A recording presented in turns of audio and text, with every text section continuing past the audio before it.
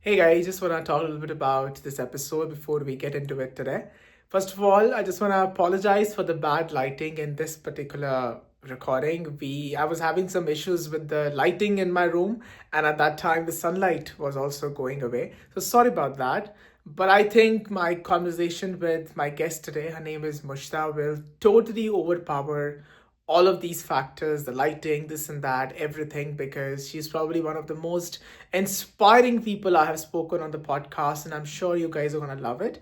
And I highly encourage you guys to watch up until the end. You will be extremely motivated and empowered by the end. And if you're new here, don't forget to subscribe before we get into this episode. And if you liked it, please do share at least with one person who you think might like it. So let's get into it.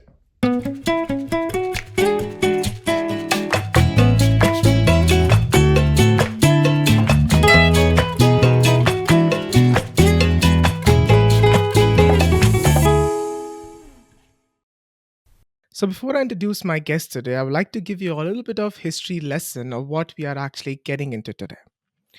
So, Taliban is an Islamic fundamentalist group emerged in the early 1990s, which swiftly rose to power in 1996 in Afghanistan, imposing a strict form of Sunni Islam. They enforced severe punishments and curbed freedoms.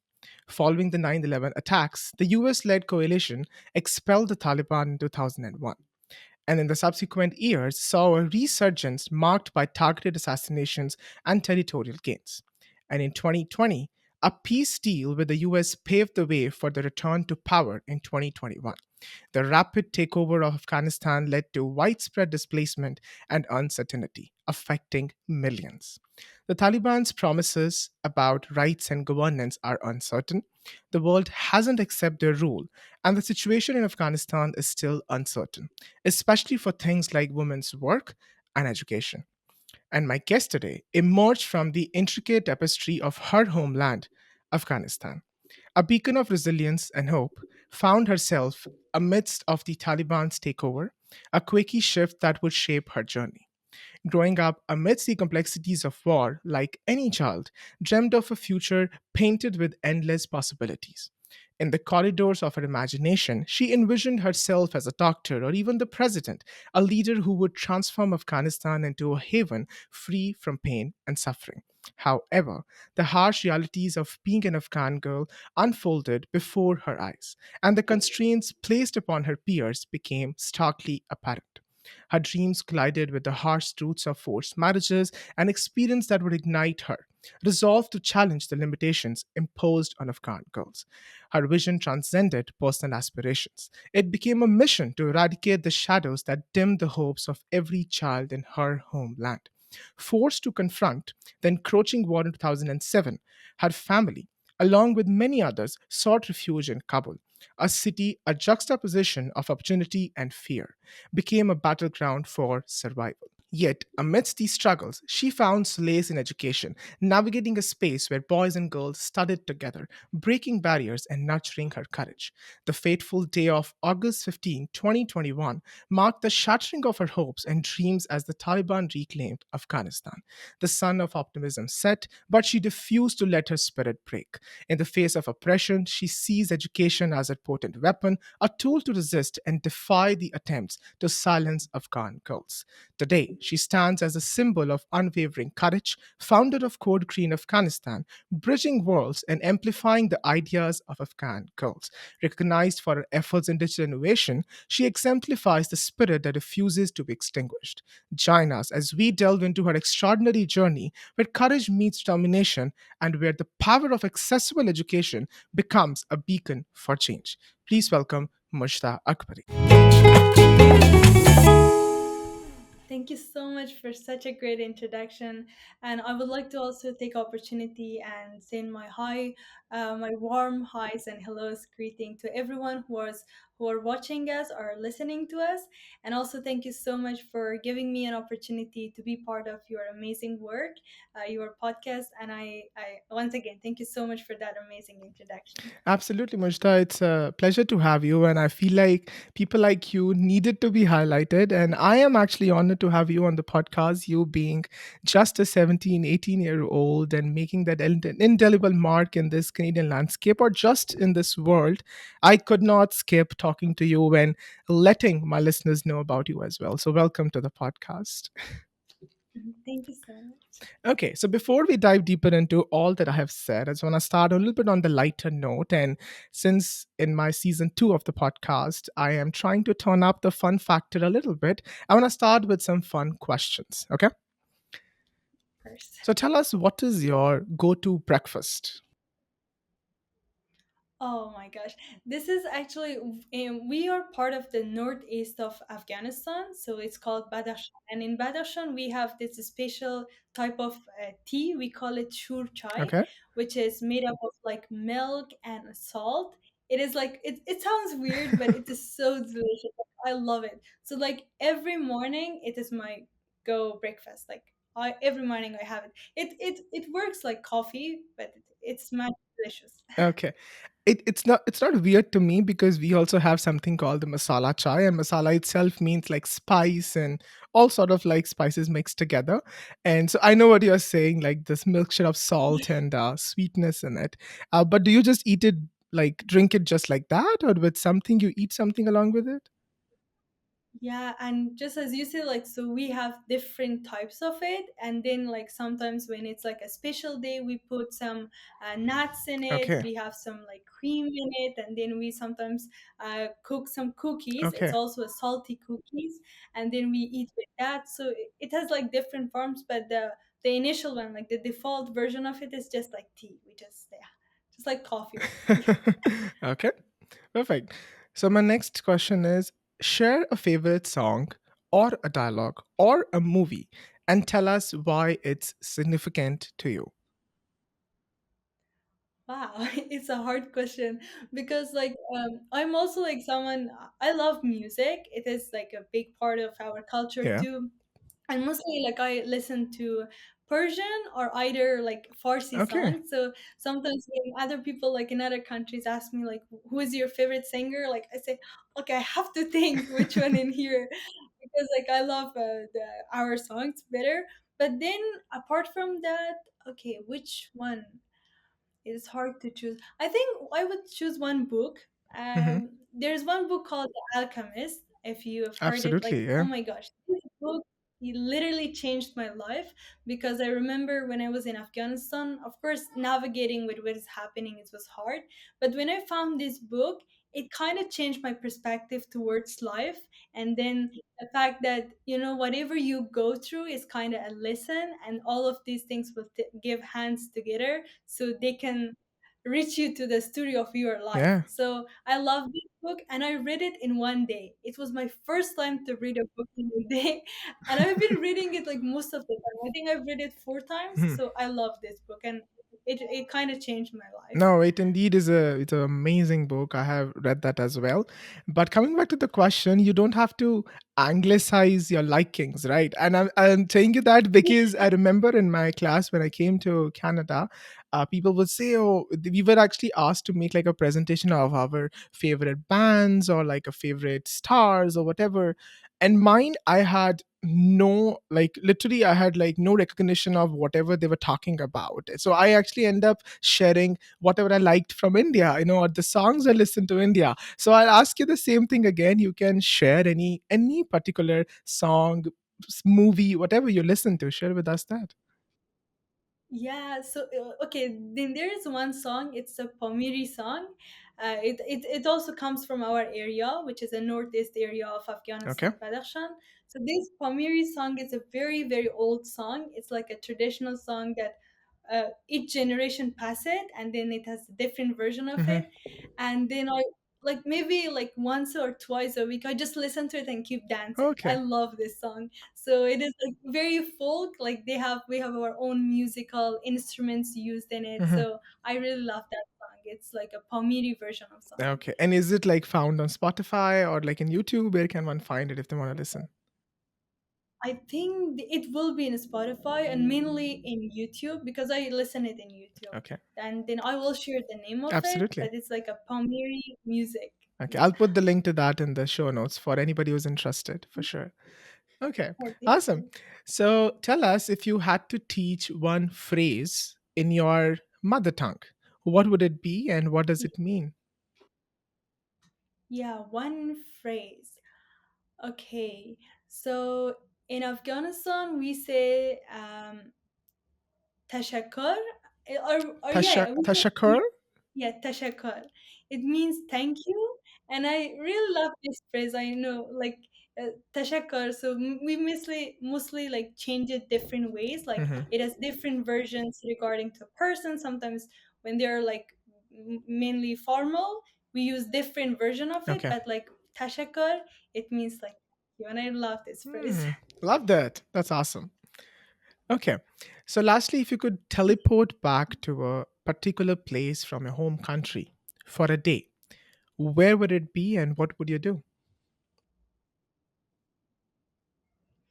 Yeah, I think again, like mostly I mentioned although I grew up like a kind of some most of my life, not most of my life, part of my life in Kabul. I Yeah. love Kabul, but my favorite place in Afghanistan is my northeast area of Afghanistan, Badakhshan. Okay. The place I grew up in a village. It is Hmm. like a village for 11 years of my life. And I think that vibe that I grew up there was just like movies, like Hmm. those old movies. And like whenever I talk with a friend here who don't know anything about Afghanistan, I say, whenever peace came to Afghanistan, I will take you to Badakhshan or come to Badakhshan. Okay. So I will show you everything because like that part of the world, like in Badakhshan, it's totally Hmm. different to any other part of the world. The culture is different, the language is different, people are different. So yeah, whenever hopefully peace came, I will maybe take you there. Like I will Absolutely. invite you to come there and then show you around everything. Yeah, I love that. Okay. Awesome. Love that. Okay. So, since we're talking about Afghanistan, talking about, Badakhshan, that's how you say it? How do you say that? Yeah, Yeah. So, if you're talking about yeah, that, tell us a little bit more about your childhood and a little bit about your growing up years. yeah, thank you so much for this question. So yeah, I was born and raised in Badakhshan province. So Badakhshan province is a northeast area of Afghanistan. It's mostly like the place that I was born. It is like very kind of isolated part Hmm. where we rarely had access to electricity. I don't know, like do we had access to internet? No, we didn't. But like even like TV was a luxury thing that some Okay. families had. So I was born there and raised there for like 11 years of my life. And I was raised by my grandparents, Hmm. like not my parents. So I was with my grandparents. It was a great experience. As I told you, that the life there was very different. We had a very natural life, I would say. I Hmm. love that area of my life and that phase of my life. And then I was also going to school there. Our school was a little bit strict. Okay. Our teachers were like just like any. I think our Afghani teachers and Indian teachers have in Very common. They're similarity. kind of strict. Yeah. Yeah. So I was like studying there, and then unfortunately wars came, and then wars took place in Afghanistan. Then we had to leave that village to the city in Badakhshan, which was the name was Faizabad. Hmm. And then I with my family we spent 4 years in Faizabad, and then we changed the place. We went to Kabul, Yeah. and then we didn't spend that much of time in Kabul, like maybe around 3 years in Kabul, which unfortunately again war took place, and then we had to leave it. So we will maybe later on talk about it more. But this Basically, yeah, the place that I was born and raised was Badakhshan City, and I really cherish all the memories that I have made there, the people I have made Hmm. there, and I think, as I said, it is like that home feel. Like whenever I hear the name of Badakhshan, I feel like Home, home. yeah. So yeah, hopefully peace will come. Maybe one day I will go there back. Hopefully, hopefully. But tell us something, Yeah. Mushta, that people might not know about Afghanistan that you would like to share. Yeah. So when we talk about Afghanistan, like I think the immediate picture that come to the mind is some desert, Yeah. and then like you just there is war, and then people are killing each other. There's like blood and everything. And I don't want to deny the fact that yeah, we do have conflicts, we do have wars, and there are people, a lot of people suffering. But then a big part of who we are is our culture. A big part of who we are is the beauties that we had around us. Hmm. Afghanistan at the same time, it is like it is a very green country. Like the place I came is so much Hmm. greenery. We have beautiful rivers, beautiful weather. The culture is very rich culture. We have different languages. For example, I speak Farsi or Okay. Persian, and then my friends in Badakhshan, some of them were speaking Shoghnani, which is a totally different And language. Pashto Some is people also speak spoken, I Turkish. believe. Yeah, Pashto. Even some people speak Urdu or Hindi, and some people speak Arabic. So we have like different cultures, different diversity. Even we have people from even other beliefs. Like we have Sikh people in Afghanistan, Hmm. where they were most of them were our neighbors. So like Yeah. different cultures in Afghanistan, and I think most of people don't know that. Yeah. People think Afghanistan is just one group of people, one background, and one picture. But Yeah. I would say that no, when you go deep, like when you read more about Afghanistan, when you explore it more in a different perspective, you will come across the fact that there is so much more about Afghanistan. And even there was one YouTuber, very famous YouTuber, his name is, I think, Andrew. He said that his favorite country is Oh, Afghanistan. So wow. yeah, he's a very famous like traveler. Okay. So he kind of like stump on the things that I said. So Yeah. No, I'm sure like these kind of insights are something which anybody who has lived there can share. We all see like an overview image or sometimes whatever is fed to us by media sometimes. We just see that. We yeah. don't really know what is actually inside. So thank you for sharing that. I'm sure people are gonna enjoy this.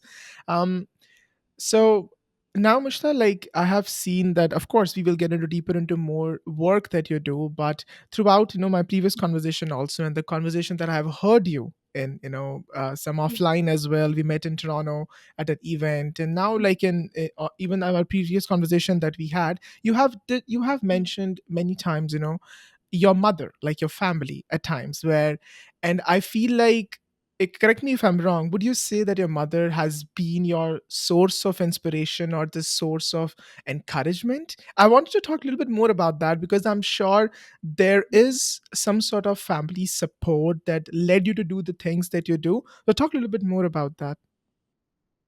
Yeah. Oh, thank you so much for this beautiful question and point that you brought. I think for me in my life, that one person that whenever I think is my Hmm. mom, she's been someone that, because like, growing up in Afghanistan and having three daughters in a row, Hmm. and then, like people, there was a lot of stereotypes around having three daughters in a row Hmm. and then not being able to give birth to a boy. So I have seen my mom how much she suffered from the fact that people around us were pointing out my mom that why you don't have a boy, why you Hmm. have all daughters, who will take care of your future like life, who will take care of the wealth of your like husband and all those things. So there were like a lot of this type of conversation that even as a kid I was listening to them.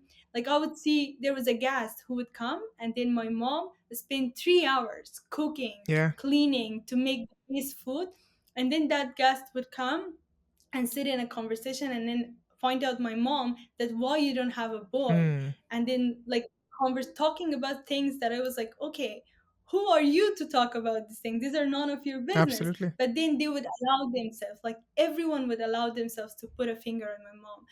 And then me seeing all those things and seeing that still my mom was strong and not giving up and not take thinking like not seeing as less valuable, that gives me courage. That Hmm. kind of built And I see that over, like, as life went by, and I saw times that, when I would do something good at school and I would tell my mom, I did this at school, and then she would be so proud and so happy. She would post my marks in her Facebook. She Oh would like wow. post my drawing in her Facebook. And I saw that how these things were making her like happier. So, that gave me a hope that, okay, I will do the best to prove everyone who told my mom that you have a daughter, so you are less valuable, prove them wrong, that, having a daughter is not a shame.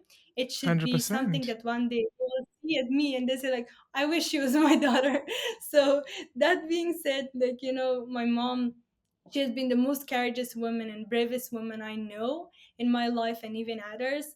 Being so strong, being supportive of us, pushing us in every step, that go try this thing, go try that thing. As I told you, she would push me, go speak in front of like hundreds of people. And I would say, like, Mom, I don't want to do it. And then she would say, you can do it, go do it. Yeah. So, all these things kind of inspired me, seeing my mom and all those things. But at the same time, as I mentioned, she is the source of my inspiration to anything that I do, because I want to make her proud. And towards making her proud, I want to make all other women feel that they are not less valuable just because they are women or girls. 100%. Yes, there is a saying in Punjabi, we say that kismat wale hunde ne jide kar kudiyan hundiyan ne, which basically translates to they are lucky who are blessed with a baby girl in their houses. So I think this is also something very close to me because I have two sisters and they are like decade older than me, and this was the conversation during their growing up years as well, talking to my mother like why there's not son, and then finally I was born, and all those conversations I've heard growing up here and there as well. But coming back to you again, I think that would be a great segue to something else that you have mentioned, that your courage is your weapon. And you mentioned to me that it's not just a statement to you, it's a living experience for you where your family and you were like sandwiched between Taliban and the government, and you needed that courage to live in such sort of environment and get up every day and go to school the next day, right? So talk a little bit more about that and educate us about the time, all that you were going through, including like your high school and going, and because the things were pretty strict for girls even to pursue education in that part of the country. So tell us about that. Yeah, exactly. So I think when you are in an environment where fear and terror and war is a big part of that environment, the life becomes very challenging. Like Mhm, everything's become challenging. So even life for men become challenging, mhm, let alone like women, how much they suffer. So I grew up in that environment where war was a big part of my life. In every conversation, there was a bigger like view of war than any other thing. So even like when we had dinner, when we had breakfast, like 80% of our talks were about war, were about politics, what mm, would happen tomorrow, what happened yesterday, what happened today, regarding to bomb blast, regarding to gun and everything. So fear was a big part of us. And then at the beginning, like when I was in Badakhshan, life was kind of peaceful because we didn't have bomb blasts in Badakhshan. But when we came to Kabul, things changed because right now life was not guaranteed. mhm, You could not hide in a place, like you could not hide at home. You had to live your life, and that unfortunately meant risking your yeah. life. Because I remember that one day I was going to the school with my sisters. So this was our car very close to the school, and then a traffic happened. Mhm. So we were stuck. We were in the road, and then 5 minutes later a bomb blast took Oh no. place, which was like I think very close to us, Okay. like close to school. And then in that bomb blast, five students from our school died. Oh no. They were killed. And then if that traffic was not happened there, if that traffic did not lock the route, we would be in Oh that my position. We would god. be like, so just imagine that that was our normal life. That was something that we had to deal every morning. And guess what happened? Tomorrow morning, we had to go back to that classroom. Hmm. We had to sit. And I remember I was in my classroom, and then the window that was like right close to me, it was all broken. And I could see outside because of the bomb blast, Yeah. the windows were. So that was a part of life, and then we had to deal with it. So kind of fear became a big part, that you couldn't be terrified, you couldn't be scared, because otherwise you couldn't leave. So but then still, it doesn't mean that that make you strong. In a way, that also make you so very, like, to cherish every moment of life. Because whenever I used to go to the school, I would look at my mom, and the hardest part of the day in life was saying goodbye to mom, and then going back to school. Like, because I didn't know, would I come back, what would happen at home, what would happen here and there. So that was like so hard, saying even goodbye. But then, as we talk about the courage should be like, courage was that power that would, move us forward.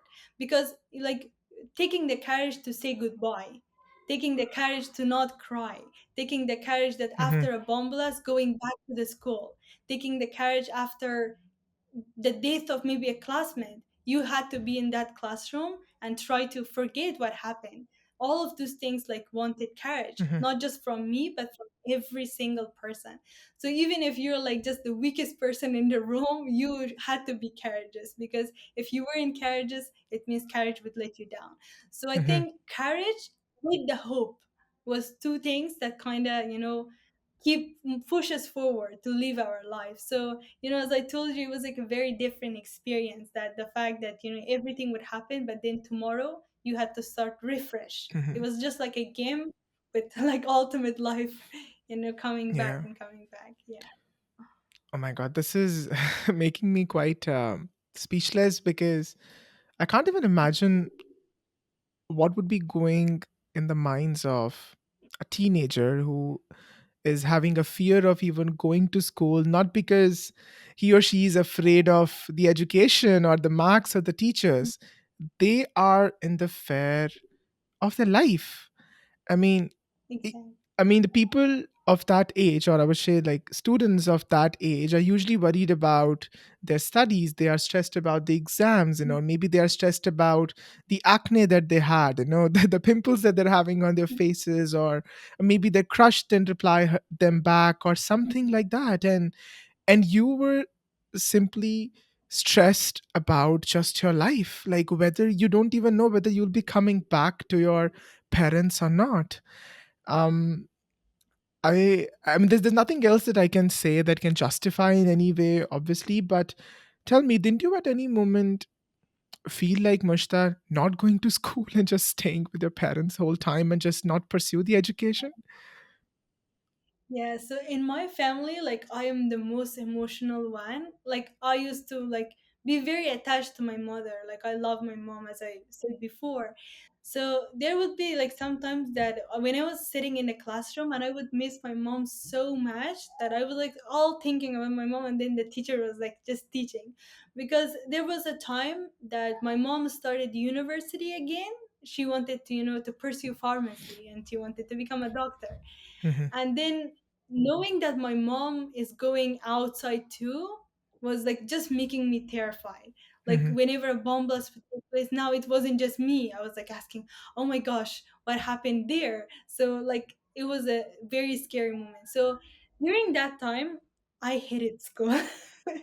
To be honest, as I said, I love my studies. I love the fact that I was able to have opportunity to learn. But then dealing with all other emotions apart from studying, I just didn't love school. I just wanted to stay with my mom and then be there, because, as I said, I was very emotionally attached to my mom. That kind of like, whenever like going to school was a struggle for over like 11 years. Of course, I'm sure about that. So, Mushta, I remember you also shared this another anecdote with me, where in a class where you guys, there were like 50 boys and just four girls in a classroom, and you told me that your mom said that you have to be, Mushtaq, the ambassador of those girls, and you have to stand up and show that you have a voice. Tell us, when you did that, what happened? Yeah, thank you so much. I think, in Afghanistan, there was one very competitive course. It was an English classroom. So in that English classroom, there were students from different backgrounds. We had like teenagers, we had master degree holders, we had like teachers from university, like different people from different parts of academia, Academy. Yeah. basically. Yeah, when I went there, so my mom enrolled us that in that course because she heard, okay, that's a very good course. And my sister and I, we were very like we were the youngest among all other students. So because we were, I think, grade 8 or 9, yeah, around that. So when we entered to the classroom, I just saw that there are 50 boys and there's four Hmm. girls. It was me and my sister and then two other girls. And then all the classroom are boys. And then so I used to go to the girls' school. Like, I mean, I never been exposed to a place where there was so much man and there were so much boys. So it was like kind of very terrifying at the beginning. Even I was scared to like read a word or solve a question, or when my teacher would ask something, I was terrified to raise my hand. But then gradually we had conversation about the school about the course with my mom, and my mom said, you know what, like you shouldn't be afraid. Hmm. We always had this conversation about how can we as a girl prove that we are capable of certain Hmm. things. So my mom said, you know what, that place is a place that you have to prove, because in your class you don't have any boy to prove, but in that classroom you Yeah. have to prove. So then I used to like work so hard and then practice everything in advance, and then when I'm in the classroom and the teacher asked anything, I would raise my hand. But then during the week on Thursdays or maybe Fridays, Hmm. on Thursdays, because Fridays we had holidays in Afghanistan. So on Thursdays we had to come up with a topic, and Hmm. then we have to present it in front of all the class Okay. every Thursday. And then during that day, you had the chance to either sit in your chair and just read it, or you had the chance to stand up in front of the class and then present it. Okay. So, in case of our class, the majority of the ones who used to stand up were boys. There were no girl who would stand up and then present their topic in front of all boys. Hmm. So there was one day I spent 1 week preparing for this one topic, that this time I will stand up, Okay. and I was terrified the whole week. So then it was a time, and then the teacher said, "Okay, it's your time, Mujda." And I just didn't sit and stand up. And then the teacher said, "Oh, good, you stand up." And then all the class were shocked. So then I stand up and I read my topic, and I didn't read my topic. I memorized my topic. So I just put Mm. the paper, and then it was just me and then talking, and the whole class was so silent, and then my voice was so loud. I have naturally like this loud voice. So then my voice was so loud, and even there were boys coming from other classrooms and seeing what is happening, because it was the first time like one girl is, my hands are like this and I memorized everything. And then my teacher said, wow. And then he said to the class, my classmates, that learn from her. And that kind of inspired me to do the next Mm. time. And then my sister was doing the same, then the other girls were inspired. And then after 2 weeks, there were no boys standing up, all the topics were just girls. And it was a very funny thing, and even my teacher used to tell our story to other classes, that this thing happened in our class, that everything shift Mm. from boys standing up to girls standing up. So in that experience, I really learned valuable lessons. For example, my confidence rise, the Hmm. fact that I am valuable if I work hard. If I put the work, I can beat boys. I can be the best in the class. I can have the courage to stand up. I can have the courage to memorize the stuff. And it is not my age limiting me. It's not my gender that will limit me. It's not the fact that who I am will limit me. If Yeah. I put the work, I can do whatever I want to do. So that taught me this lesson. And then after that, like in every class that I had, I was like just standing up. I feel like Hmm. I am not, I learned a lesson. Yeah. So yeah, that was a very valuable experience for me. Well, I think you said it all, but definitely you paved the way for the other girls and definitely created history in that setting. Your professor said it for the first time you were there. So loved it. Awesome. But that's not where you stopped. You continue to do amazing things and still doing it today. We'll definitely dive deeper into that. But I just want to take you back to the moment. of August 15, 2021, when literally Taliban took over Afghanistan and that time, and you have witnessed it firsthand. Tell us, where were you and what the future seemed to you in that particular moment? It was a very summer day of Kabul, a very hot day. So we used to live in one room together with my sisters. But then, like, because of, being with three sisters means a lot of talking, a lot of conversation. So I changed my room to a little balcony that I used to collect everything and decorate it with my books and everything. So I was Hmm. sitting in that balcony. And then right in front of me there was like sticky notes. I put him there and I drew some stuff. I exactly remember in one of my sticky notes I have written never give up. Hmm. In another one was believe in yourself. In another one I wrote the word hope and then colored it Hmm. because I just love those two sticky notes and they were like right in front of me. And just like those sticky notes, I wasn't giving up.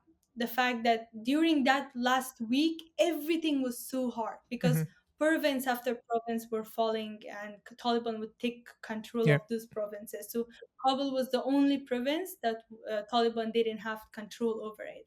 And even during that time, I was so hopeful because, I said to myself, we have been in war for 40 years. How is it possible that Taliban took Afghanistan once again? Mm. Like, I wasn't allowing myself to believe that Taliban would take Kabul. And this is at the end of the story. Like, I refused to believe in that. So I was very hopeful. Hmm. And suddenly someone started knocking the door. And it Hmm. wasn't a normal knock. Oh, wow. Knew that okay, no one would knock our door like that. So I rushed up to the door because my balcony was very close to the entry door. I opened and I found my uncle. He's very like breathless and telling me, "Where's your mom? Where's your mom?" I said, "Oh, what happened?" And he said, "Taliban are here. Oh, no. Taliban took Kabul, and then we have to leave." Because during that time, my dad he was in India because of some medical conditions that he had. So it was just us, my mom, three daughters, and then like we were just in one room in one house and then all by ourselves. And then my family had some political background. They were part of the government, working with government. My grandma, she was an activist. So we were in the risk even before the Taliban. Hmm. So my uncle came and then we said we have to leave. And soon we packed our whole life in school Oh, backpacks. no. One cloth, two document, and some maybe money and food to to just go somewhere. And then everything was there. And then we locked the door and we went to my uncle's house and we spent 1 week there, like so no one would know where we were. And that day, I think, is a day that I never would forget. And the fact that all the hopes that I had was just destroyed. And as I told you, like I was refusing the fact that I will believe the Taliban would come and take Afghanistan once again. Mm. Because there was one story that was repeating. My mom was struggling, my grandma was struggling with war, my grandmother and generations where everyone was struggling. And I was thinking that no, our generation would have a different life. Yeah. We would have a different future. But so that being said, I was thinking of all these different things. But so I remember that during that exact day, August 15, 2021, so we were in the car and then again a traffic happened and all families, the whole roads, all roads were full of people. Everyone was trying to get into the airport so they can leave Afghanistan because everyone was terrified. Mm. And the other thing was that the president of the country, Ashraf Ghani, he escaped the country. Oh, So wow. like suddenly he He left just the country. disappeared. All the Okay. yeah, all the politicians. So we thought, okay, right now there is no government. Maybe Taliban will start killing everyone. Hmm. So everyone was trying to just leave the country, especially the ones who had some political backgrounds or who were activists or who were journalists, like these type of people. So we were in the road and then there's like traffic because there are so many people going to the airport and we were actually trying to get into airport first. Then suddenly gunshots start happening. And in that exact moment, I got this trauma. I was shocked and I couldn't believe, like, I thought, okay, now they will come and kill us. But then, so they didn't, then nothing happened. But in that, like, it took us 4 hours to go to my uncle's house. And that exact moment that the gunshots start happening, for one exactly year, I had that trauma that Oh every my. night suddenly I would wake up and then I thought, okay, someone is like, there is a gunshots. So that really impacted my mental health. But as I said, that day was the start of very so much hardship for women, especially in Afghanistan, for everyone, but specifically women. Ever since that day, it's been 2 years. And then on September of that month, Taliban banned women from going to school, secondary school. Soon after that, they banned women from going to public speaking spaces like parks. They banned women from like any type of sport activities. They banned the gyms for women, the bathhouses for women, the air salons, all salons, all type of salons. Then soon after that, on December of 2022, they banned all universities to women. It means right now, Afghan women, they don't have access to school, they don't have access to university, they cannot continue their education, which means we will not have future women doctors. We will not have future Afghan women who are engineers. Like all the dreams are just, gone. And it is so hard to just think of how hard it would be for women in Afghanistan living there. Because, I previously mentioned to one of the friends, I said, just imagine how hard is it for a little girl growing up in Afghanistan and knowing that the future she was waiting will never come true, Never. Yeah. and the future is all bleak. Because right now the only options for girls is, okay, getting married, and that is not something most of girls are wanting. So like for example, my classmates, we used to be the generation that despite all war, despite all the blood on the roads, we used to go school, we used to work so hard. And now imagine how hard is it that all those options are banned, and now you're just sitting and waiting. So I think it's, ever since that day, everything is like getting worse and worse. And as you say, like there's no word to justify it, how and what will happen. Yeah. So I hope that something will happen. I hope that peace come, or at least girls have the opportunity to learn and to go to school, because that gives them a hope. Yeah. Well, I think once again, Mujda, you have left me speechless. Again, I can't even feel or even say anything that I could anyway, even believe that this all was happening. This is completely unbelievable, living in such kind of environment, and you being just a tiny tot. You were a teenager. You were just trying to pursue education and live your life, but you were just not allowed to do that, or you could not do that in such kind of harsh environments. And so tell us what happened next then. How did you guys decide to go to Pakistan, and or how did that happen? Tell us. Yeah. So as I mentioned before, like my parents, they had like this very governmental background. That my dad was a police officer, like my grandma, she was an activist. So even Mhm. like before the Taliban coming, taking the control of Afghanistan, we used to receive a lot of like threats, death threats, that they would like kidnap us. They were like, so there were like so much things even before the Taliban coming to Afghanistan. So when the Taliban took, the immediate reaction of my parents were, okay, how should we leave the country, when should we leave? We were even hiding for 1 week, as I mentioned. Mhm.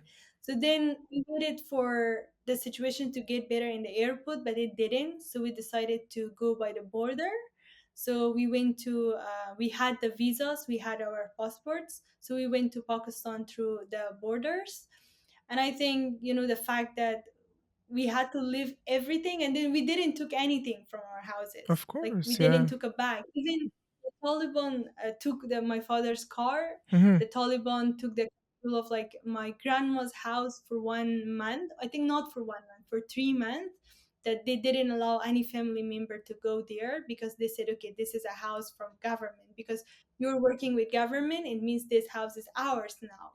So Mhm. then eventually my parents tried to get the house, but they didn't give us back the cars or with them. So then we went to Pakistan, and I think the journey being as a refugee, the word refugee is hard, because Absolutely. now you have to hold a new life. This is a new chapter of your life.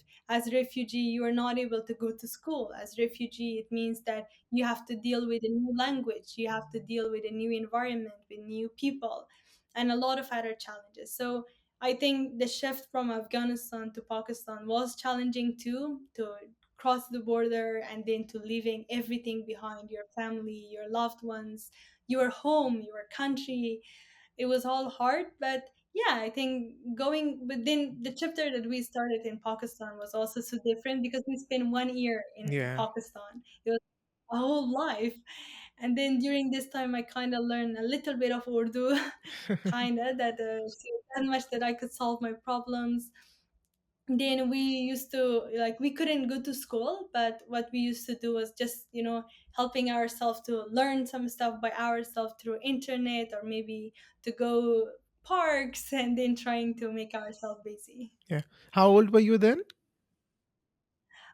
During that time I was 16, Hmm. but then when I went to Pakistan I turned 17. Okay. And did you have any family there or anybody there? Whom did you go and live with?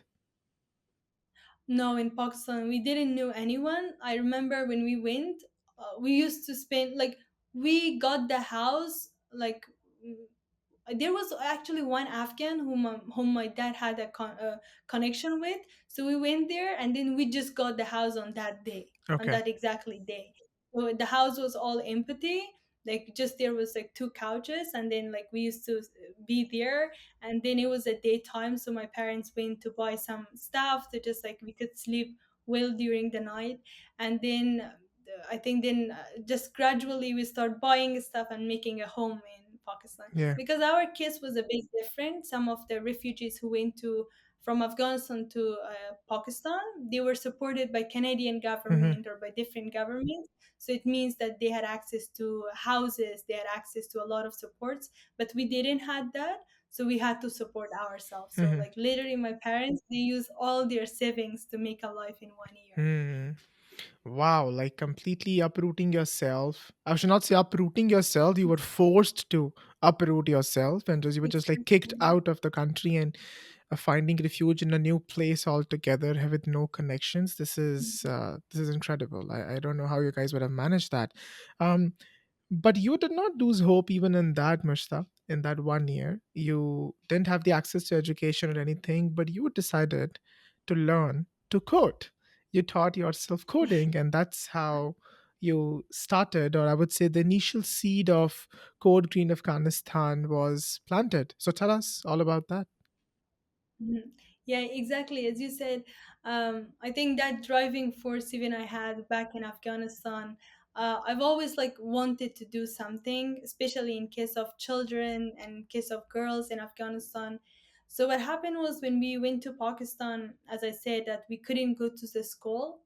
Maybe like the first 5 months was so hard for us to just adjust the fact, okay, we are in a new country, we cannot do this and that, now we have to deal with X amount of stuff. But Yeah. then that kind of also had a little bit of depression in it, a little bit of anxiety, the fact that you gradually lose hope. But I Yeah. wasn't okay with losing hope because I love the word hope and I wanted to keep myself hopeful for a better future.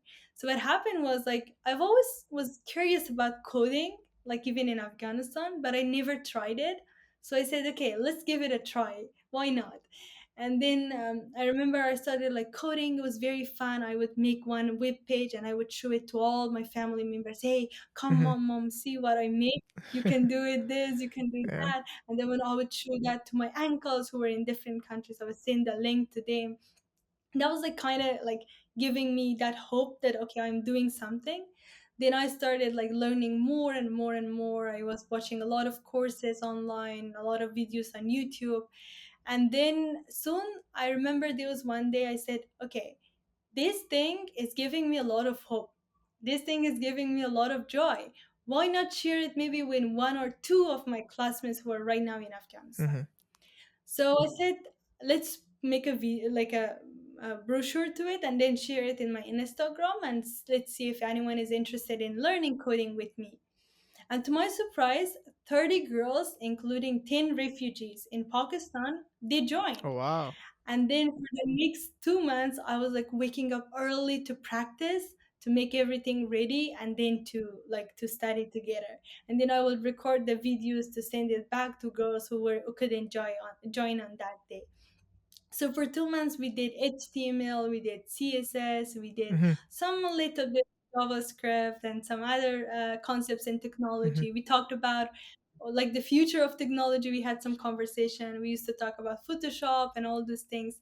And then after that, we came to Canada. And then when I came to Canada, I tried to again keep on going, and my skills got a little bit of better. And then there was one challenge called YCM Challenge, so Youth Change Maker Challenge. So I joined that. There were like uh, over 300 participants from all over the world, which then we had to compete together and then come up with a solution. So my solution was codegreenafghanistan.org. Hmm. I started creating a platform. I spent 2 months working so hard to make a website, a professional website, Wow. and my team. Yeah, there we formed a team, and then out of like all those competitors, we won the education challenge. We got the first position, and then from that day till now, I am working on Code Green Afghanistan. We have had many collaborations with teachers in Afghanistan. Our math class is currently having around, we have registered 200 students, Hmm. but students come and go because because of the internet and everything. But we have like registered around 200 students. We are planning to add more courses. Apart from our educational aspect of Code Green Afghanistan, we have one part called the blog section, which we give opportunity to girls to share their stories. We have one part like we have many WhatsApp groups. One is we share scholarship opportunities. We share different opportunities that we come across on online, and then we share it with girls. Just check out this one, check out that one. So these are the things that we're right now doing, but we hopefully want to keep the work up. We want to add more courses and do more, hopefully in future. That is phenomenal. I don't know how you're doing all that along with your education, but tell us more like how did you find these people, these teachers, or how did you spread a word about this within Afghanistan? And how did you, like, caught more and more? How did you just spread a word about this so that more and more people or more and more girls can come and join your courses? How did that happen? Yeah, exactly. So even in Afghanistan, I was kind of an influencer, not a big one, like not a big one at all. But I had this like social media account. Okay. I have like about around 2,000 followers. So like I used to post everything. I used to write a lot, and then all those things. So I already had this one like community, like around 1,000 girls maybe. So when I shared that, most of those girls were interested in. So they said, okay, like we know you, Mujda, you've been doing all Hmm. these things, so we want to join the course. But then through that social media, I had other connections. For example, there were some famous people who used to follow me or from Afghanistan. So when I shared this opportunity, they shared it on their stories. So it kind of brought more girls together. And then through that, I kind of knew some courses. We connected with courses online, and they said, okay, yeah, we would love to Hmm. collaborate with you. It kind of happened with networking and connections that I have already had. Okay. Okay. Awesome. So, if any of our listeners would like to, join your mission, where they can connect with you. Yeah, that would be amazing. Find us in LinkedIn. You can find us on Instagram, Facebook. We have our email address and all those things. So you can check out. And if anybody just want to reach out to you, they can reach out to you on LinkedIn, I suppose. Yeah, yes. Also in LinkedIn, my name in LinkedIn is Muzhda Akbari. I will share the link with you so you can share it with the audience. Yeah. And also on my Instagram, it's also Muzhda Akbari, the same name. Yeah, you can find me there. Perfect. Awesome. I'll put the links to that in the show notes. So, Mushta, let's just talk a little bit about your move to Canada. Tell us a little bit about the behind the scenes that how did that came about, and tell us about your first day when you landed. Yeah, thank you.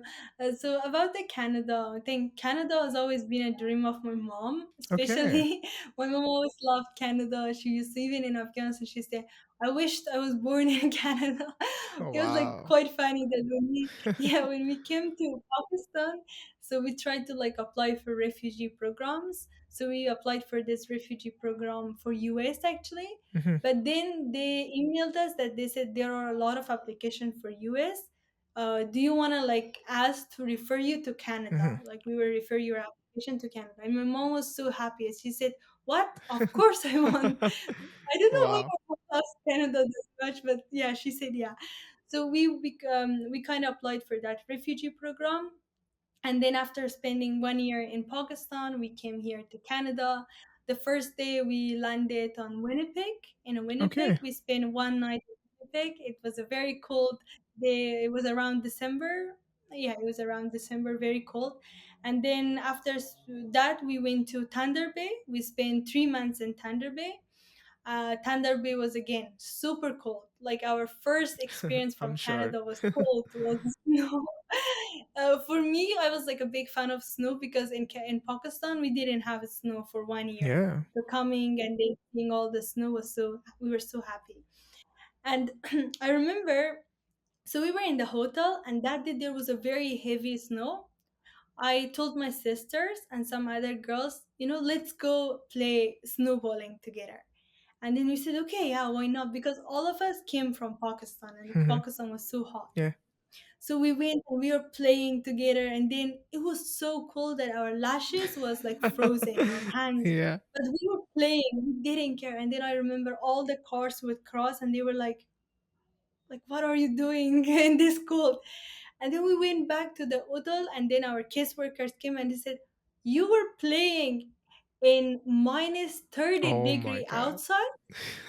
Like we didn't know it was minus 30 degree. We didn't know. But then she said, okay, it's very cold. Do not go outside. So after that, we were not allowed to go outside because of the cold. So our first experience was coldness, but then like gradually like kind of dealing with the new environment, learning how to cross the road, Hmm. because crossing road in here was so different than crossing road in Pakistan and Hmm. Afghanistan because of the lights. And then dealing with cards, credit card, it was our first Hmm. experience of like using credit cards, for example. We Yeah. have never used credit card in Afghanistan. We Everything was by cash. Even in Pakistan it was by cash. Hmm. So we had to learn how to manage credit cards, and then learning how to like order stuff, like so many new things, Yeah. like everything was new for us.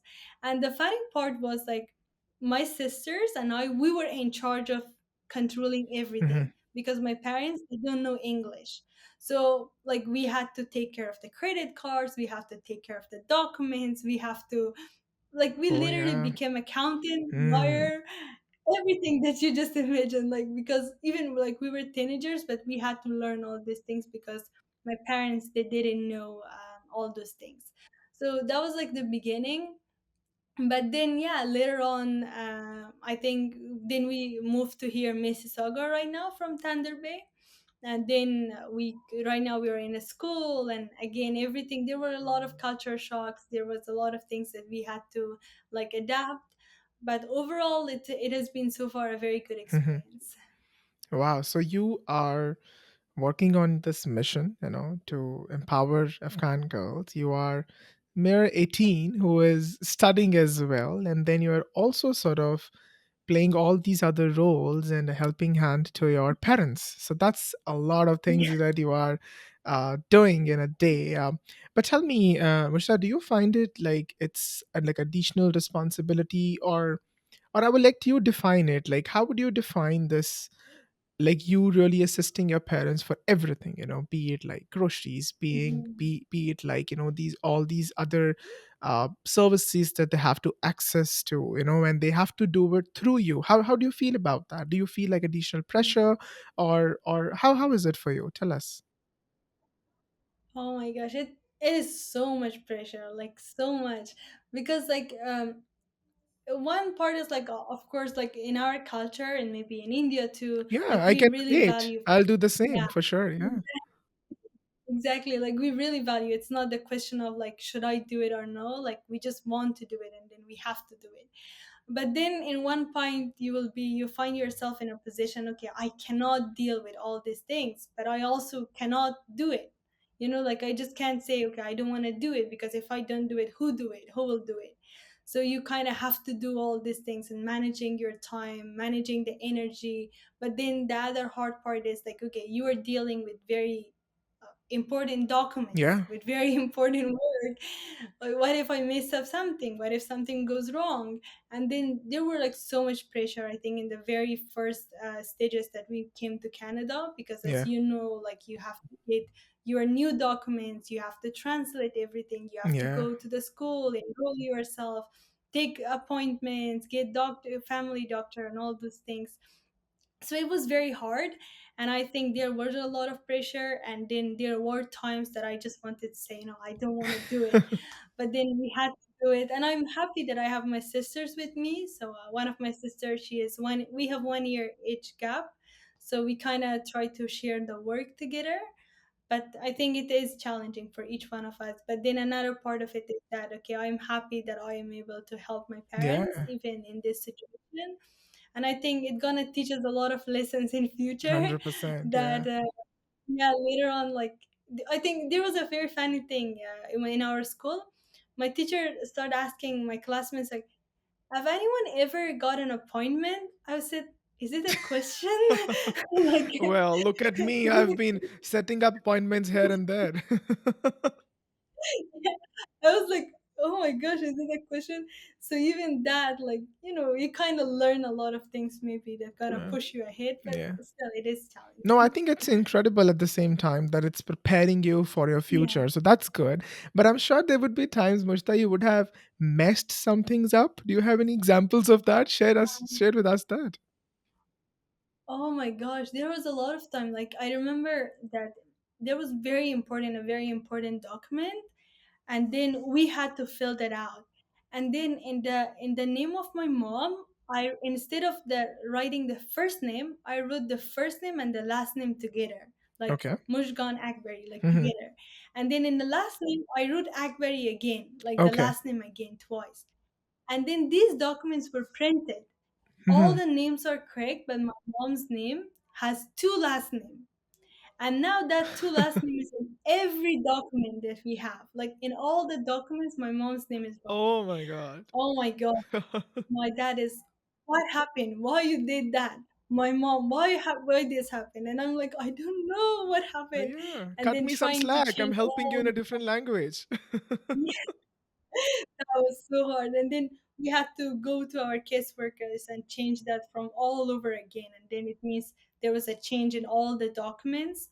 So that, and then sometimes missing the appointments. Like, you have an appointment, but you are in school and you miss that. Oh, I had an appointment. Who, my mother had an appointment, my dad. So yeah, there's a lot of this kind of experiences. Oh wow. Oh, amazing, amazing. Love these stories. So before we get to the final segment, Mushta, is there something that I have missed and you would like to share with our listeners? There's something, some topic that you would like to cover? Mhm. I think there was one experience that I wanted to share with, maybe with your audience. Sure. So when we were in Tender Bay, the one day our caseworker, she came. Her name was Michelle. She came and she said, there is a business hackathon, a Hmm. business program in the University of Lakehead, in the Lakehead University.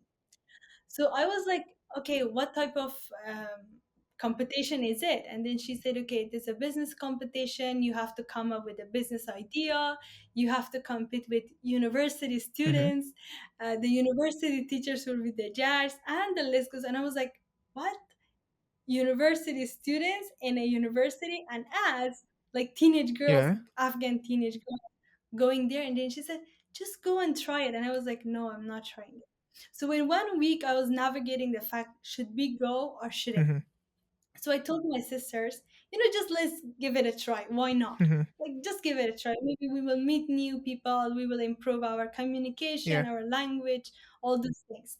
So we went there inside the Lekit University, and I see all these university students, university teachers, and me and my sisters, we are like Hmm. the teenagers, and Afghan Yeah. girls. So we went and they said, okay, why are you here? And I said, we are here for the competition. So the competition was, we had to come up with a business idea, and then the prize was $4,000. Okay. So $4,000 is a lot of money in Afghanistan. You can literally Yeah. buy a house with it. So with my sisters, and then we came, and then the first round was, okay, we have to make a pitch, 1 minute pitch, and then we have to present it in front of everyone. And then I was in charge of giving the pitch, and I told my sisters, you know what, I'm not doing it, I'm not doing it. Okay. And then they said, no, you have to do it. So, like, dealing with that emotion, so I just did that 1 minute pitch. And then the reaction was so good, and then we went to the second phase of the competition, and then we had to make this business idea. We made the business idea, and then the final day came, which there's professors, university professors, some of them from the business school, all of them came. And now we had to create a 5 minute Hmm. pitch and then present it in front of everyone. Yeah. There were a lot of guests, judges, teachers, everyone. Very professional program. It was my first time being in such a program. I was in charge of the pitch because yeah, I had to do like the pitch. I had the rule of CU in that competition in our team. Oh my gosh. So I am here and I'm presenting the idea. And then, so the competition ended on that day. It was a 2 day competition from 8 in the morning all the way to 8 on the night. So it was a very long time. And then the winner, it was the time for the announcing the winner. And guess what happened? Out of all the teams, out of all the university students, we were chosen as the first place. Not just the first place, but we also got the People's Choice Award. Oh, wow. It was like an experience that the whole like group of refugees who were in the hotel, everyone was like surprised what happened, how you guys won, because like we Yeah. really worked hard and then we tried to make it the most out of that program. But that experience taught me a lot of lessons, is that I think most of your audience also comes from international students, and I am also like a refugee and we are immigrants. What I want to say is that, you know, when you come across this type of opportunities, don't think that you are not capable of doing it. Just give it a try. Just because you're a refugee, just because you're an immigrant, just because you're an international student, just because you have language problems, just because you don't have the age requirements or anything, don't stop yourself. Yeah. Like, just go and do it. And you don't know what happens. And then on that experience, we won $4,000. So it was like a very big thing for us. The fact that we just came to Canada and then all this thing happened. That was like, that taught me a lot of lessons, and then that also gave me that courage that, you know, even if I'm in a new country, if I put the work hard, if I believe in myself, I can do anything. And I just wanted to give that message to your audience too, that don't stop yourself. When you just try something, put believe in yourself, even if you're terrified, you know, even if you're scared, be Yeah. scared, be terrified, just do it. You know, just do it. Yeah. No, loved it. Very, very powerful message. Very powerful words, Mushta. And I'm so glad you shared this story with everybody. But it's exactly what our vision is, through podcasts, that just because you're an immigrant, Yeah, just because you are of a certain gender, in our conversation in this case, and just because you're of a certain age or you have a certain experience, it does not define you or it does yeah, not limits you to try something new. Go for exactly. it. Go for it. If it works for you, great. If it takes you somewhere else, great. If it does not, it was a learning experience, and just learn from it and apply the experience in somewhere else. So it's absolutely okay to go ahead and do the things, and don't limit yourself just because you're an immigrant here. So thank you, Mushta, for sharing that. Yeah. So, Mushta, before we get into the final segment, I have introduced this new segment in the second season of the podcast, and I call it Know Your Host, where I give my guests an opportunity to ask me any questions you might have. Yeah, I would like to ask you a question. So what was the your favorite, like what was your first day in Canada? Like what was your experience in Canada, like when you first came here? Wow, I was waiting for somebody to ask me this question because I have asked this question to all my guests, and I do have an answer to that. I have a really long answer, but I'll try to shorten it up and I'll share that with you. The short answer is it was terrifying. It was hard. Okay, I'll tell you briefly. So when I landed, a taxi was supposed to come and pick me up at 8 p.m., 8:30 p.m. And I was supposed to go to like a distant random person I found on Facebook Messenger who was very sweet and who said, "Sure, you can come and stay with us for the initial days, and by the time you find your house." I was like, "Sure." So I packed my bags. I landed here at 8:30 p.m. and when I checked, like, my taxi is not coming, which was supposed to come, which was a taxi given to us by school or something was there, which I don't exactly remember now. And that taxi was supposed to come and pick me up. That didn't show up. And I was like, man, how am I supposed to go? anywhere, and even my internet is not connecting for some reason. Even if I want to order an Uber, it has to be like through credit card and everything. So how am I supposed to do all that? You have like so many other things going on in your mind when you just land. So I called that person whom I was supposed to go to the house to. I called him on Messenger, and somehow my internet connected, and I called him, and he said, "Oh, I don't live that far, so I'll come and pick you up." So he was so sweet that his name was Peerinder. I mean, shout out to you, amazing person, amazing human being. I'm still in touch with her. It's been 6 years, and he came and he picked me up along with his friend, and then he took me to his house. And I remember their house was on the fourth floor of the building. So you can imagine a lot of stairs, and I had uh, three big 23 kgs bags. They were not 23 Oh, kgs, Mushta, I can assure you. I was trying to pack my life in those three suitcases. They were not 23 kgs. They were at least like 25 each, or maybe more than that. And one of them was even close to 30. I remember I paid extra for that. When I landed here, the actual guy whom I connected with, he went to his work, and his friend was there to welcome me to the house. His friend helped me to carry those three big bags to fourth floor, and he was so nice, and he helped oh, me do all those, and that was tiring. And I oh, remember moving my bags upstairs, and I was like, okay, this is Canada. Welcome to Canada. This is where your struggle starts, Garasis. And yes, that was my first night, so to say. And what happened the next day, I think I'll keep it for another episode for sure. But yes, that was my first night. And I remember when I reached the place, when I moved everything upstairs, and that guy was very nice. He ordered a pizza for me, and so that was also the first time I got to know that you can order a pizza which can be half vegetarian and half non-vegetarian. I didn't know that you could do that. And he didn't eat non-vegetarian, and he ordered a pizza which was like half veg, half non-vegetarian. I was like, oh, you can do that. I didn't know about that. So he ordered a pizza that for me, and along with that he served me juice, and his name was Harpreet, I remember. So yeah, amazing people I came across on my very first night, and I can't be more grateful for that. And yes, so that was my first day, first night in Montreal, Canada. Yeah. oh, that's good. So you went to first to Montreal and then came So here. I'm still in Oh, Montreal. Landed here in Montreal. oh, And when I met you in Toronto, I was just visiting Toronto for like 10 days or so. Yeah. oh, that's great. Montreal is such a beautiful city. Oh, I yeah. just went there once, but it's so beautiful. Indeed, it is. It is very beautiful. Lots of things to do. Very exciting place for sure. Yeah. Okay. But thank you for that question. Loved it. So now we're in the final segment of the podcast. I call it Beneath the Accent because we are knowing each other beneath the accent. I'm going to ask a couple of questions. You can answer them in one word or a sentence or howsoever you feel like. The idea is just to know more about Mushta. So, ready? Yeah, of course. So, what advice would you give to Mushta, who is in the initial months of landing in Canada? Don't go outside that much because I got sick because of the snow. Yeah. Okay, okay.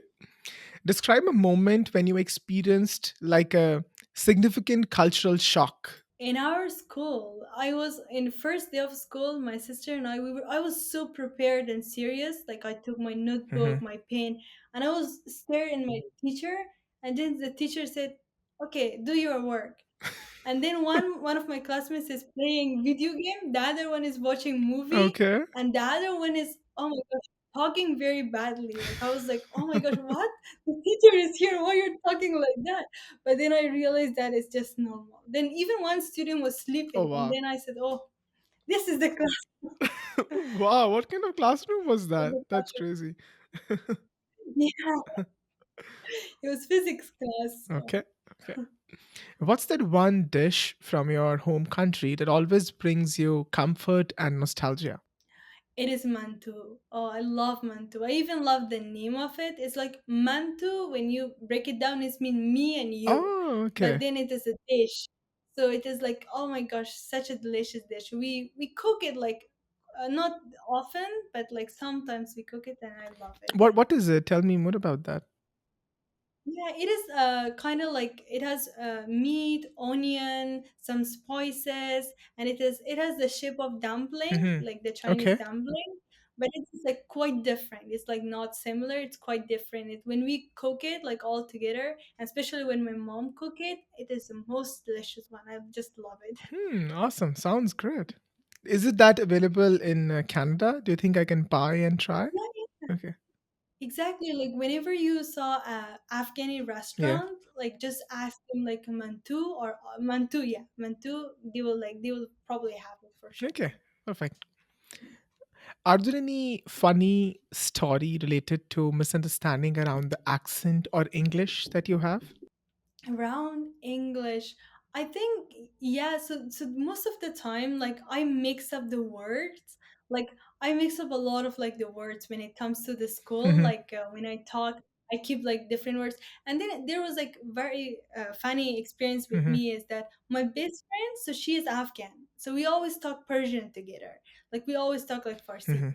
Then sometimes I'm in a classroom and then my Canadian classmate or my Indian or Pakistani classmates are with me and I just talking with them and then they say like, "What? What are you doing?" And then I realize that I'm speaking Farsi with them and they say like, "What are you speaking?"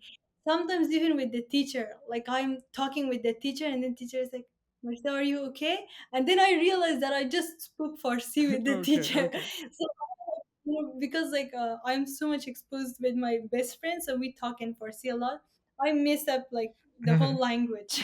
Okay. Yeah, so Okay. it's a lot of forgetting words in this like moment. No, I can relate to that. I remember initially in my initial year, my translator would just completely stop. My brain would stop. Yeah, I wanted to say something, and I would end up speaking in Punjabi, and they were like, What do you mean by that?" And I'm like, "Okay, give me a moment. I'll get back to you." I don't know exactly. same here. Yeah. Okay.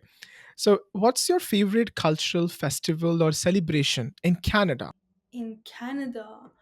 Oh, in Canada, I think I never been to any like big culture program till now. Mhm. But there are some like in Mississauga, we have Celebration Mhm. Center. Sometimes there's like a lot of like culture programs. They have like food. There was one time I went, there was like an international food festival where different countries was bringing their own food. And I'm a big fan of food, so that was like my favorite. And I love the fact that how diverse Canada is, Yeah. so when I was there, I could find food from all over the world. So I literally tried food from all the way India to China. Hmm. Perfect experience. Okay. Share a quick tip for fellow immigrants who are trying to adjust to a new country. Yeah, I think sometimes we tend to think, okay, I'm just going to learn everything by myself. I think this is kind of illusion. We should Hmm. not be like, Yeah. I think asking questions, trying to talk with friends, just simply ask the question, what are your advice for a new immigrant? What are Hmm. your advice for a new refugee? I think asking these questions will help you so much.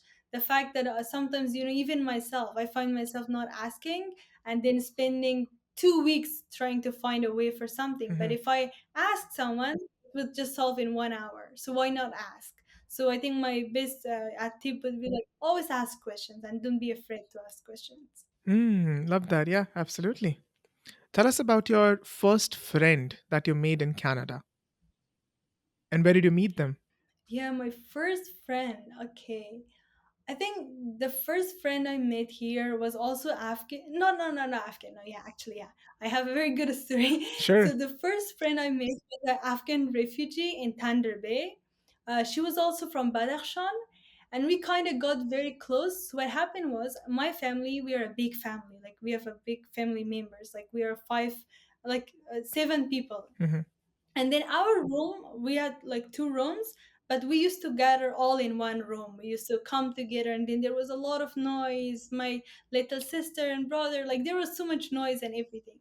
So what happens is I met this friend, and she said, "You know what? I'm all by myself. I'm alone. Why you do not join me in my room?" Okay. And then I said, "Amazing idea." And then I spent that 3 months in Thunder Bay with her. I used to sleep in her room, and she was an amazing chef. She used to cook so delicious food, and then I was having the best time. I was having the best food. We used to watch movies together. We used to go Oh wow. explore the city like together. So I think the first my first friend was, her name was Mushtari, that I met her in Thunder Bay, and ever since that we are even friends. I was part of the MUN in Mhm, Toronto. The cost of the hotel was $200, mhm. but because I knew my friend, I went to her room. Mm. She has her roommates, but just because of that friend, I went to her room, and she has been super helpful, like a sister for me. Wow, love that. Love the story. What's something that you ate for the first time in Canada? Yeah, I tried poutine. Oh, that was like, yeah. When I came here, I started to search. Okay, what are the most famous foods in Canada? And then it started like poutine and some other food. So there was two Canadian women in Thunder Bay. They said, okay, let's take you to try poutine. And I was expecting a very like different food, a Canadian Mhm. food, but I just found that it's just fries and cheese, which, which I said, okay, okay, you didn't try Afghani food. Yeah, ours definitely. I would say, our Indian, even Afghan, our brown Yeah. food, so to say, is really good. It's full of Yeah, flavor and good. Yeah. it's quite different. It's just like fries. Yeah. Okay. If you had to describe yourself as any creature, animal, or a bird, what would it be and why? I love this question. My favorite animal is cat, and I love cats, and Okay. I think I would definitely be a cat. And I think if there's one theory that we say, okay, in the previous life I was some animal. I think I was a cat. I was a cat, and I will be a Okay. cat. I love cats. Okay. Do you own a cat right now or no? Oh, I have been insisting my mom that I want a cat, but she says no, no, no. Because I have one little sister, and then my mom said, "You already have one cat, and we don't need any more." But definitely, whenever I have a chance to be with myself, I will get not one cat, but 10 cats. Okay, okay. These are like classic answers from our parents. We already have a dog. We have you. Why we need a Yeah, dog? We already have you. Why we need a cat? So it's like classic answers from our parents. yeah, Yeah. Yeah. exactly. Okay. Okay. So Mushta, if you could have one superpower, what would it be? Wow, I love this question too. I think superpowers. I love the superpower of being invisible. No, no, no, not invisible. I wanted to have one invisible friend, like Okay. one creature, maybe like just one invisible friend who would be so like intelligent, so smart, and then that invisible friend would help me in everything. Hmm. Because like I wanted to have one, like I used to watch movies and I thought maybe like there are some invisible creatures even in the world, and I was even one time trying to connect with one, which is very scary. And then What? I was so scared. Yeah, like do you know that they say like there are creatures that we can't see, like ghosts and Okay. everything. I was thinking, what if I connect with one and that ghost would help me with my exams? They would take the exam papers and everything, but nah, that's a bad idea. But I wish I there was like an opportunity like that to have one invisible friend who can do everything and then can help you. Okay. Don't try that ghost thing again. I would not recommend that. I know. Okay. If you had to create this one law that everyone has to follow, what would it be? I think everyone should own their own businesses, like Hmm. just everyone doing what they want to do and Mhm, not trying to sneak out on other people's like life in a way that it is not like comfortable, mhm. because even in this world right now we can see that people are just okay with giving opinion, and I Yeah. think it is not okay to just give opinion. I think freedom and democracy does not mean that you should be so much okay to get into others people rules beliefs, because we're just different. Like people come from different culture, and if you are expressing your culture in any way, either it is dressing in a different way, either it is speaking in a different way, Yeah. I think no one should be allowed to like stop you. So I think that one rule would be respecting everything, Yeah. everyone, and just everyone should own their own businesses. Yeah. Perfect. Love the answer. Okay. So, Mushta, the home is where the heart is. And if you had to choose one thing that makes you feel most home in Canada, what would it be? I love like poetry sometimes. No, no, Afghani music. Okay. Afghani music, yeah. I think whenever I play Afghani music, they just like bring me back home. And Hmm. I don't know, like that's a very feeling. And also I have I want to show it Sure. here. It's just in my table. So I have this kind of like carpet, Okay. like little Yeah. carpet. Yeah, I got this from Afghanistan. So it is like a piece of home. I have it Hmm. like in my Loved table. it. So it's kind of always when I see it, it's like giving me that vibe of my country. I love culture, so I Yeah. love like carpets. So it's kind of give me home Amazing. feeling of home. Yeah. Okay. So describe Canada in one word or a sentence. Peaceful, I think peaceful, yeah. I love the fact that how people are living in harmony. The fact that we knew when I was in a country like Afghanistan, I Hmm. thought like let's say Christians or Muslims would never Live live in a together. Yeah. classroom together or live in a place together. But when you come here and then like in our school, in one class, like I have a classmate who is Jew, I have a classmate who is like for example Hindu, I have Yeah. a classmate who is Muslim, like all people together, like different skin colors, different cultures, and everyone is okay. Like this teaches something that like all the how politics can be scary, Yeah. that people are trying to stop us to be together, but when you go in a classroom you see people don't have any problem, like people are just people. Hmm. So I Yeah. think I love the harmony and peace in here. Absolutely. Can't agree more. So if you could leave me, Mushtab, in one piece of advice, what would it be? I think I really love the fact that you started this like podcast, like my thick accent, and I want you to keep doing this. I think it is, as I just mentioned before, like our cultures, our things that are differentiate us from the others. It does not means that it make us to be like separate us, but cultures can bring people together. Like if I am from Afghanistan, it's very important that how can I learn to deal with other Yeah. cultures, learn from different cultures. And I really love the work that you are doing, so I think just keep doing it, and you are doing amazing job. Awesome. Thank you. And finally, how would you describe your experience of being on this podcast? Amazing. Wonderful. I think I was previously in one podcast, but I wasn't maybe like that comfortable in a way, that because it maybe was my first experience, but I've had like the most amazing conversation, and it was like the questions, the way you speak, everything you ask, very amazing. So yeah, thank you so much for that. Awesome. Thank It you. was a Thank you for wonderful. your kind words, Mushta. And thank you for being on the podcast, or how you taught me initially. You said Tashikor, right? Tashikor, which means Yeah, thank you. So thank you. great memory. No, I'm not that smart. I have my notes here.